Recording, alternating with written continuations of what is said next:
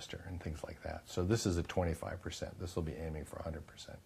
We're also looking at all the various trace chemicals that are inherent from the production of the original polyesters and want to clean up the polyesters as we go too. We call it upcycling. So instead of just recycling, which means keep it the same, or downcycling, which is most of what we do today, where we take plastics and we make a park bench out of it, where it's all mushed together and turns into something of lower value, that we call downcycling. What we're actually looking at is the idea that we can upcycle these materials, that they get better as they go through the systems over time. That's great. And you keep, I keep hearing you say it's very important to keep specific materials with specific materials to separate them and make sure that that's a big proponent. Well, that's great. I have another question for you. Thank you, Cassie. This is from Brendan. What is your favorite project so far that you've worked on? What stands out in your mind the most? My goodness. I would say in architecture, it's probably a building we designed like a tree. Oh, gosh. We basically asked the question, what if a building could be like a tree? And we did a project for Oberlin College, which is an environmental studies center, operated by students. And the building makes, and its parking lot, make 13% more energy than the building needs. So it gives energy back to pay off its energy mortgage for the energy it took to make the building. It purifies its own water. Wow. It changes colors with the seasons. It does. Yeah, it has microclimates. Oh, wow. It really is a tree. It's like a tree. Yeah. Does it make oxygen?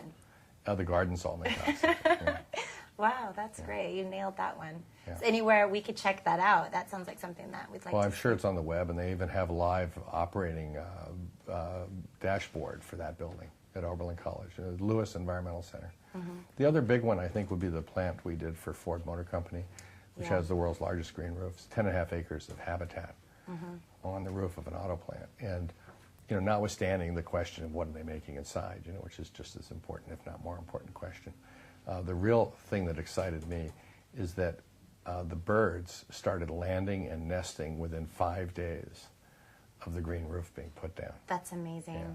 You must be very proud of that. Yeah, I'm very That's proud great. of that. Yeah, I studied that. I was really excited to see that the Ford Motor Company was one of the first, right, to really provide an initiative of wanting to see a more green, if you will, building and live in a more holistic place or work in a more holistic place. So that's great. Yeah. Thank you. Okay, last, it's kind of a comment. This is from Amanda. How did your upbringing influence what you kind of came to be, which is a visionary in today's world? How were you influenced by being raised or being born in Tokyo? Well, there were a couple of things there. One was that when I was a baby, you know, I used to hear the ox carts come in at night to collect our sewage. And that whole idea that they would take our sewage out to the farms and it would be used as fertilizer seemed like it was natural. And then I moved to Hong Kong, and I lived with 6 million people who were suffering from starvation, cholera, diphtheria, dysentery, etc. And so I lived in the future of a world of extreme limits. And during the dry season, we only had 4 hours of water every fourth day. Oh, It wow. was amazing. So everything was precious, and everybody was precious. And then in the summers, I spent the time in the Puget Sound of Washington State, near Seattle, in the Hood Canal, it was called. My grandparents lived in a log cabin and raised oysters and caught salmon and kept the spring clear and saved aluminum foil and rubber bands and all that kind of stuff you did if you grew up in the Depression or the Second World War. And they lived in a world of abundance because these beautiful big trees and lots of rain, but they were very careful with everything. And then when my dad became the president of Seagram Overseas, the wines and spirits business, and they built the Seagram building in New York, we moved to Westport, Connecticut. And I'll never forget going to high school there. I walked into the gym or the shower room after gym, and all the boys had left the showers running with hot water, just running after they used them. They never turned off the showers. And I remember having going into shock, and I've never come out of it. I can't imagine having 4 hours every fourth day of water and then seeing that. The waste was just too terrifying to imagine. So was that a pivotal turning point for you in terms of your studies? It was a big thing. But my mother, when I turned 40, sent me a box full of my report cards and memorabilia from childhood. And it turned out I had been to 19 schools before college in all these different countries. So I think seeing the world through those lenses of just watching lots of cultures trying to figure out how to make a living was an important part of the addition. And then I think the biggest thing was meeting Michael Braungart, the German chemist, because he's an ecotoxicologist.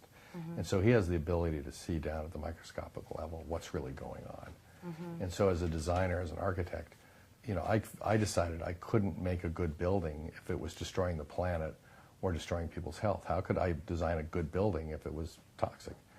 And so I got together with Michael, and so we started working on the products, and we still are.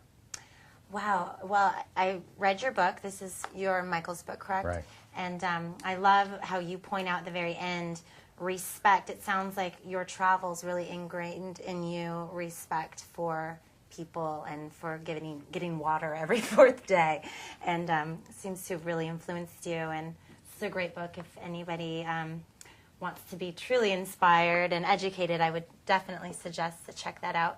And you did mention it is plastic, by the way, which I think is really cool. Being a great innovator of design, you have to give us an innovative book. Right. You did it. So thank you. You're welcome. Is there anything else you'd like to add, or any other points that you... Well, just that I think there's great hope here. I think what, unfortunately, we've developed as a species is a strategy of tragedy. And it's just not okay that we accept these tragedies coming. I think we need a strategy of hope. So we need a new design protocol for the species.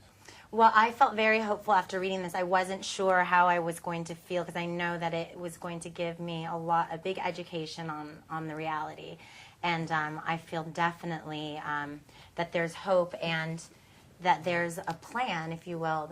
There's people like you actually thinking about solutions for us. And I just love the way that you celebrate abundance and celebrate being positive. I think that's really important for people wanting to get on board with the game. So thank you for that. We have another question just in.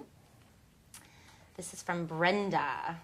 What is involved in creating the infrastructure we need to bring us up to a cradle-to-cradle idea? And I think you covered that a little bit with the Green Ops system.